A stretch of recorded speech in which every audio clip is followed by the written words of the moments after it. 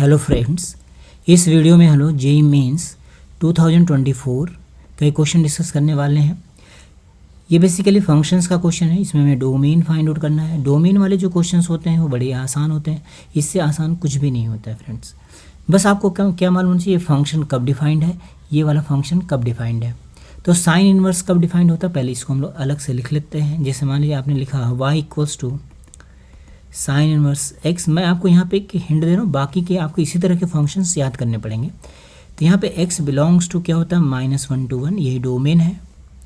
और y belongs to क्या हो जाता है -π/2 to π/2, ये आपको मालूम होना चाहिए। ये तो कॉन्सेप्ट वाली बात हो गई। दूसरा लॉग, मान लीजिए y equals to log of x base a लिखा है, तो ये कब डिफाइंड है, जब x पॉजिटिव हो जाए, a पॉजिटिव हो जाए, a की वैल्यू नॉट इक्वल्स टू 1 हो जाए और y belongs to any real number हो जाए। तो ये हमारे पास कंडीशंस होती हैं। तो ये वाला जो फंक्शन गिवन है आपको, इसका डोमेन क्या होगा। अगर हम डोमेन की बात करें तो अंदर वाली जो चीज़ है वो क्या होना चाहिए, -1 से 1 में होना चाहिए। अब हमें दोनों चीज़ें एक साथ सेटिस्फाई करानी है, तो बीच में क्या लगा देंगे, एंड लगा देंगे। देखिए दोनों एक साथ ट्रू होंगे तभी डोमेन मिलेगा। अगर एक भी इसमें से अनडिफाइंड हो गया तो पूरा जो एक्सप्रेशन है वो अनडिफाइंड हो जाएगा।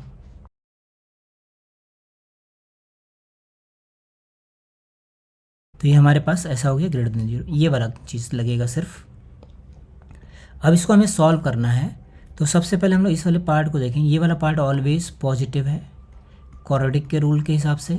मैं यहाँ पे रूल लिख देता हूँ। अगर मान लीजिए आपके पास कोई क्वाड्रेटिक है, ऐसा लिखा हुआ है, तो दिस विल बी पॉजिटिव, ये पॉजिटिव होगा if a is greater then 0 and discriminant is less than 0। इसका ग्राफ जो बनेगा वो हमेशा अपवर्ड पैराबोला बनेगा और एक्स एक्सिस के ऊपर रहेगा। तो अभी के लिए बस इतना ही समझ लीजिए। जो इनइक्वालिटी होती है उसको सॉल्व करने में आपको इससे हेल्प मिलेगी। तो ये जो ऊपर वाला क्वाड्रेटिक है न्यूमरेटर में, इसका d नेगेटिव है, तो इसका मतलब ऑलवेज पॉजिटिव है। तो ये सॉल्व कब होगा, जब डिनोमिनेटर भी पॉजिटिव हो जाए, मतलब x² - 3x -10 क्या हो जाए, पॉजिटिव हो जाए।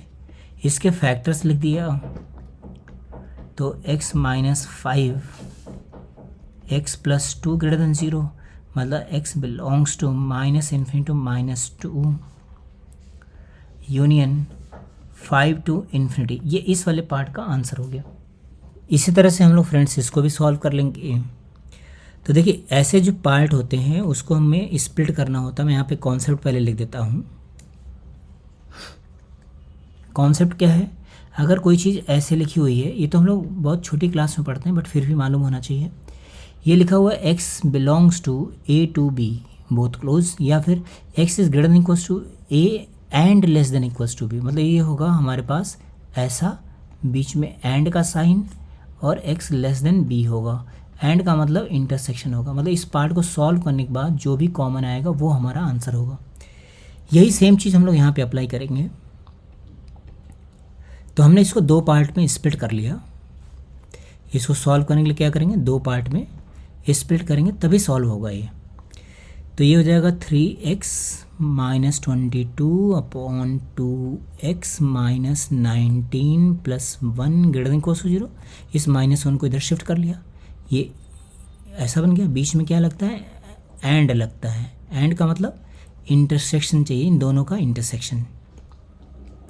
दूसरे वाले पार्ट को लिखें तो कितना आएगा, 3x - 22 upon 2x - 19 - 1 less than 0।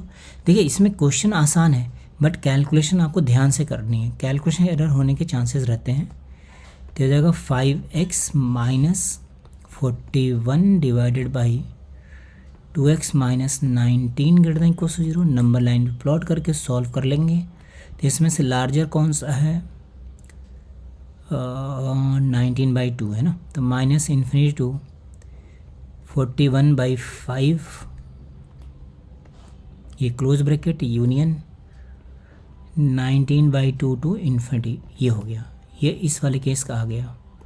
अब इस वाले केस का लिखें तो आएगा x -3 upon 2x - 19 less than equals to 0। It means x belongs to 3 to 19/2। ऐसा लिखेंगे हम लोग। अब इन दोनों का इंटरसेक्शन लिखें, तो इंटरसेक्शन क्या बन जाएगा, x बिलोंग्स टू 3 to 41/5 हो गया, है ना फ्रेंड्स। ये हमारे पास आंसर हो गया। अब ये जो पार्ट आया, इस वाले पार्ट का इसके साथ क्या लिखना होगा, इंटरसेक्शन, क्योंकि दोनों एक साथ ट्रू होने चाहिए। तो यहाँ से x बिलोंग्स टू कितना हो गया, 5 to 41/5। यही हमारे पास फाइनल आंसर हो गया फ्रेंड। अब आपको इसको आंसर के साथ मैच करना होगा, तो ज़रा मैच करके देखें। देखिए ये इसी फॉर्म में आंसर लिखा हो, एग्जैक्टली आपका ऐसा ही मैच होना चाहिए।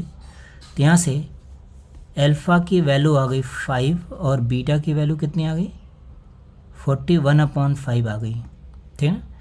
आपको क्या निकालना है, आपको निकालना है 3 अल्फ़ा प्लस 10 बीटा। तो 3 अल्फ़ा मतलब 15 हो गया और ये हो गया 82, तो यही आंसर हो गया 97। मतलब हमारा ए ऑप्शन करेक्ट हो गया फ्रेंड्स। आई होप आपको बात समझ में आ रही होगी। देखिए क्वेश्चन ये बहुत ही आसान सा है, बट यहाँ पे कैलकुलेशन में आप गड़बड़ कर सकते हैं, तो ध्यान से। Okay, thank you friends.